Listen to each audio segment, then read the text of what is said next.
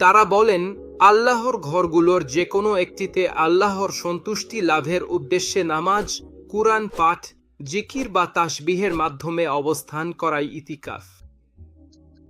আপনি শুনেছেন এটি ইতিকাফ, সময় কম হোক বা বেশি তাতে কিছু যায় আসে না। আপনি যদি পুরো শেষ 10 দিন ইতিকাফ করতে না পারেন, তাহলে 2 দিন, 3 দিন, 4 দিন, যতটুকু পারেন, এমনকি কিছু কিছু দিনও ইতিকাফ করুন। এমনকি কয়েক ঘন্টার জন্য ইতিকাফ করুন।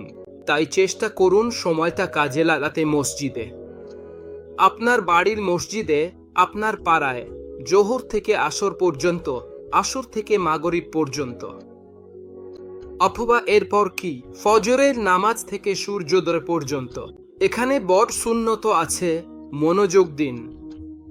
এটি বড় সুন্নত, পুরুষ এটাকে হারিয়ে ফেলে, এতে সওয়াব প্রতিদান। ভালো করে শুনুন, রাসূল শাহ বলেছেন, যে ব্যক্তি ফজরের নামাজ জামাতে পড়ে, তারপর বসে আল্লাহকে স্মরণ করে সূর্যোদয় পর্যন্ত, তারপর 2 রাকাত নামাজ পড়ে।